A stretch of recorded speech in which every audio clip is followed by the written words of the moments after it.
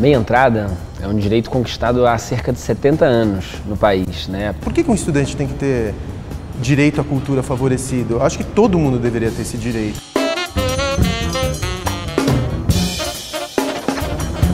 Ok, Glass, call. Ok, Glass, Google, make a call. Ok, Glass. Me xingava todos os dias, falava que eu estava aqui ilegalmente. Tem a saída, vai lá na polícia, dá o depoimento. Tem, mas o problema é você ter a coragem de fazer isso.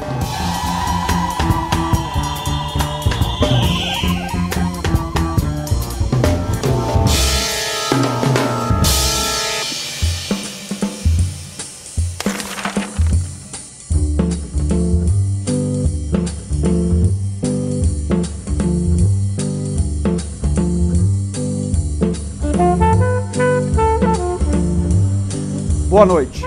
Imagens exclusivas obtidas pela Folha mostram policiais militares descumprindo norma da Secretaria de Segurança Pública, baixada no dia 8 de janeiro deste ano, de não remover pessoas feridas a tiros em São Paulo. A ordem é esperar pelo socorro de pessoal ligado à área da saúde.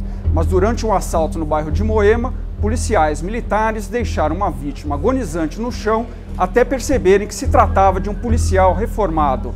A ação mostra que há pesos e medidas diferentes dependendo de quem é a vítima.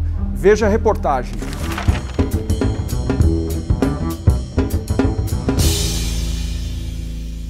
A Folha teve acesso a um vídeo de uma câmera de segurança de um prédio de Moema, que é um dos bairros mais nobres de São Paulo, que mostra uma tentativa de roubo que acaba com a morte da vítima.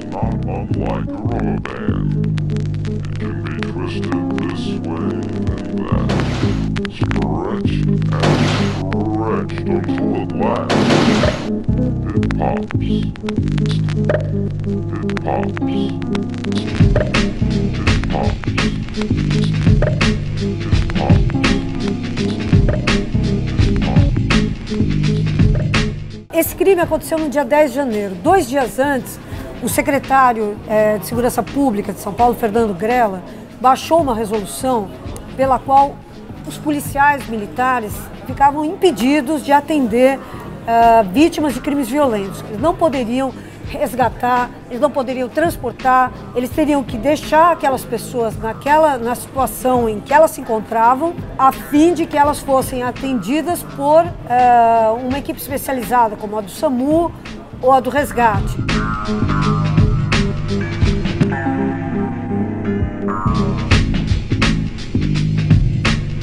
Olha, veja que ele não está nem tentando pegar o pulso, ele encosta nas costas da vítima, se apoia na vítima, dá uma olhadinha e pergunta alguma coisa, vocês viram? Alguma coisa? Olha lá, revirando o bolso, a primeira coisa para fazer o quê? Identificação? O policial não tem que fazer identificação de ninguém. A preocupação dele deveria ser: tira essas pessoas da cena de crime e liga imediatamente para o socorro.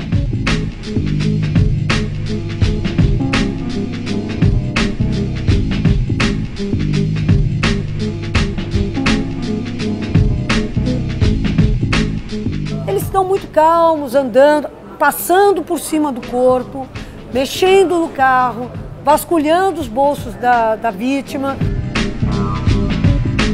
Vendo esse vídeo, nós estamos entendendo que o SAMU foi acionado e nós estamos entendendo que eles estão esperando o resgate. Tudo segundo a norma do secretário Fernando Grella.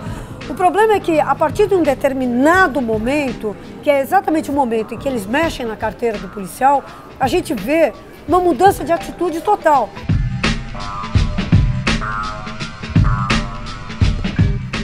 Eles iluminam e acho que encontram algum documento e começa uma movimentação estranha quando ele consegue ler e identificar que era um policial militar.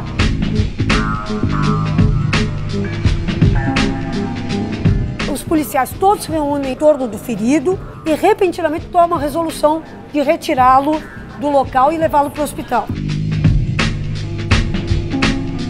Há vários fatores nesta cena que levam à infração da norma. Todo mundo que é vítima é cidadão, então não pode socorrer só o militar ou só o civil. Ao contrário do que aconteceu em Moema, quando se descobriu que a vítima era um policial reformado, a gente encontrou na periferia de São Paulo vários relatos de famílias contando como seus parentes, uma vez atacados por grupos de extermínio, passaram minutos preciosos agonizando no meio da rua, sem que a polícia os atendesse, sem que o SAMU chegasse e sem que, inclusive, os parentes fossem autorizados a levar essas pessoas para hospitais.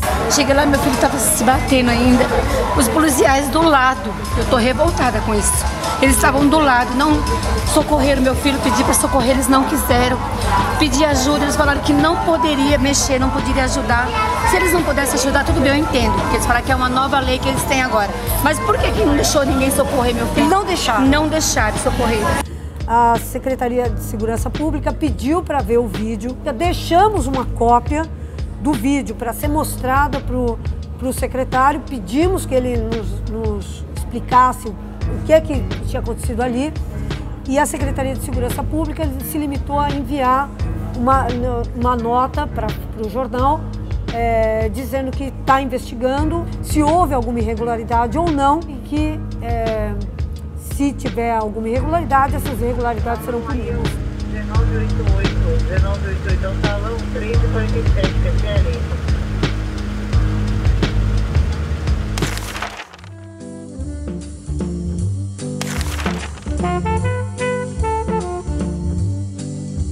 Uma pesquisa Datafolha realizada na semana passada mostra que 91% dos paulistanos são a favor da meia entrada. 51% são a favor de um projeto que limita a 40% o total de meias entradas para shows, espetáculos e salas de cinema. Estou aqui com Marcos Augusto Gonçalves, colunista e editorialista da Folha de São Paulo, e Fernanda Mena, editora da Ilustrada, para falar sobre esse assunto. Meg, você tem uma opinião diferente sobre a questão das carteirinhas, né? Acho que é questionável a ideia em si da carteirinha. Aconteceu na década de 40, o Brasil tinha 50 milhões de habitantes, pouco mais do que isso.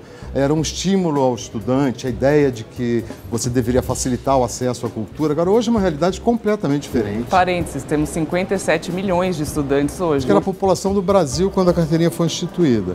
E tem uma questão filosófica aí também, que é o seguinte: quando se tem Lei Rouanet, quando o Estado faz alguma forma de fomento, acho que o Estado deveria obrigar, sim, a ter espetáculos a preços populares, cobrar a meia entrada. Agora, quando o Estado não participa do evento, esse modelo não me parece cumprir bem essa função. Por outro lado, o fato de 51% serem a favor de uma limitação da meia entrada é curioso, porque essa é uma medida que agrada especialmente aos produtores musicais. Se eles precisam de um ingresso a R$100 para viabilizar um evento, eles vão vender os ingressos cheios a 200, porque eles sabem que um contingente muito grande da bilheteria será para meia entrada. Muitas vezes eles alegam chegam a ser 90%, 80% da bilheteria de um evento. A gente até fez uma conta na Ilustrada que o ingresso poderia cair até 35%. E a gente vai ver uma reportagem sobre o que pensam empresários que realizam shows no país e a UNE, que teria, junto com outras entidades, a prerrogativa de emitir carteirinhas de estudante. Existe uma questão mais fundamental, que é que direito é esse que nós estamos falando? É o direito de acesso à cultura? Quem é que traça essa linha do que é um bem cultural? A Madonna é um bem cultural? E por que a Material Girl é um bem cultural e um BMW não é um bem cultural? A meia entrada é um direito conquistado há cerca de 70 anos no país, né? Uma das principais conquistas da história da UNE. Por que um estudante tem que ter direito à cultura favorecido? Acho que todo mundo deveria ter esse direito. E para que isso aconteça, o preço dos ingressos tem que cair efetivamente. Se eu quero ter um ticket médio de R$100 no meu bolso, eu cobro do consumidor R$200, porque eu sei que praticamente todo mundo ali vai ser estudante. Então ela trata de uma noção da educação para além da sala de aula. Ela trata da educação como um direito pleno e a cultura do nosso país como elemento fundamental para a formação das pessoas, da juventude. Mas se isso é uma utopia de você não... e você precisa continuar mantendo esse benefício público às custas da iniciativa privada, cedendo essas carteirinhas de estudante, criando essa lei, que pelo menos crie uma cota.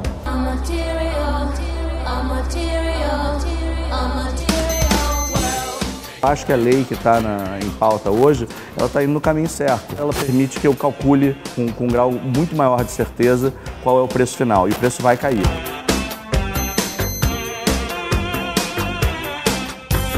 As entidades vão passar a trabalhar com uma com um fluxo maior, sem dúvida alguma. Nós entendemos que é fundamental que a sociedade civil esteja representada por entidades fortes, musculosas, robustas, que tenham autonomia política, autonomia social para se movimentar. Então a questão da gente construir uma sede no Rio de Janeiro, que vai gerar um centro cultural e uma torre comercial para serem geridas pela Uni. O fato de ter uma lei de carteiras que efetive o direito e dê essa estabilidade, não para a entidade nacional, mas para 9.000 entidades da rede do movimento estudantil.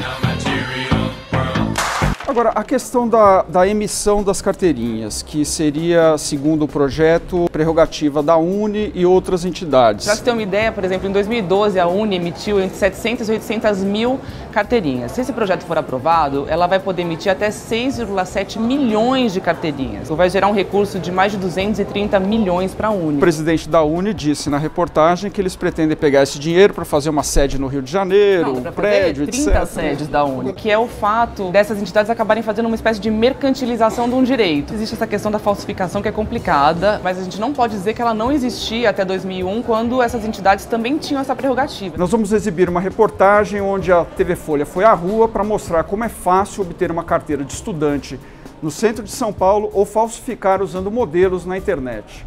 Eu conheço diversos que reclamam dos valores. Quem falsifica já recebe a indução para falsificar por causa do preço, né? Porque como que vai pagar R$200 num show? Não, é doido. Ó, as duas ficam R$500. Tem que dar um sinal, aí eu posso levar. Acho que é essa tendência em São Paulo, as pessoas cobram um valor alto e as pessoas pagam, e por isso que o valor é alto mesmo. Não, eu conheço pessoas que falsificam carteirinhas, que vão em gráficas clandestinas e pegam a carteirinha com o logotipo da universidade. E eu acho isso errado, porque você pega e vai banalizar de todo mundo é estudante. Nesse sentido, eu acho que devia ter um subsídio do governo. Eu pago 50% e 50% quem paga é o governo. Eu conheço pessoas que falsificam carteirinha justamente porque acaba sendo o único meio que elas encontram de ter algum tipo de acesso, entendeu? Muito simples. Se não pode controlar, se todo mundo falsifica, se o negócio é uma zona, não tem que ter. Eu acho que, na verdade, o pessoal já cobra os valores da meia entrada, que deveria ser o preço da entrada inteira. Mas eu, dependendo da situação, se tiver um festival caro e eu quiser ir, eu vou falsificar.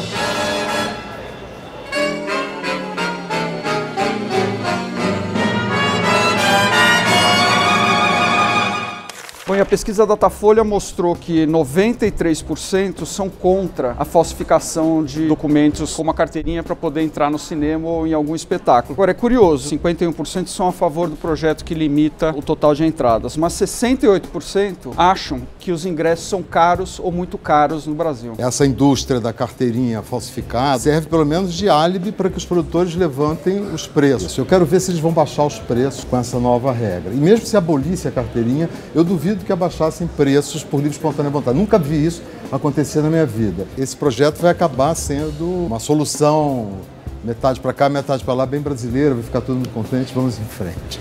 Desde que a diferença, né, com o lucro da meia entrada não fique só no bolso dos produtores culturais. Ele de fato seja repassado e abaixe para nós otários que pagamos a inteira.